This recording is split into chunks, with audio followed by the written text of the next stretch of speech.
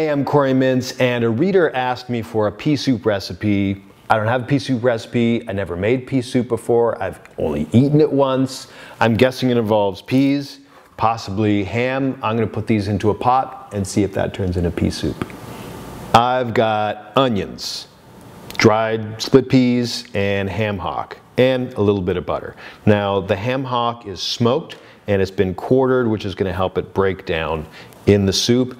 I measured out my peas, those are dried split peas, chopped some onion, and I got some water as well.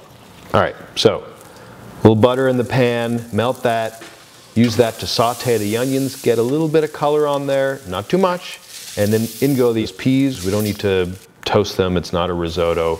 We're gonna add water and the pork hocks, and make sure you top that up with water. You have it covered, right? And then just bring that to a boil, reduce it to a simmer, cover it, and let that go. It could take anywhere up to 4 hours, depends on how thick the pork hocks are, but eventually the meat's gonna be falling off the bone, and those peas will just, as I discovered by trial and error, soften into a puree.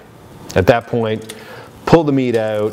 When it's cool enough to handle, shred it, fold the meat back in. You could toss those bones aside, season the soup with salt and pepper, and it's ready. I'm gonna finish it with, you could do it with anything, but I'm just gonna finish it with a squeeze of lemon, some parsley, and sour cream. We did it, we made pea soup. Unfortunately, due to Chekhov's second principle, everybody knows Chekhov told us that if you introduce a gun on stage, someone has to fire it. He also said that if you write about the weather, it will have changed by the time your column sees print. It's -30 today, it's unbelievably cold, that's why I'm making pea soup.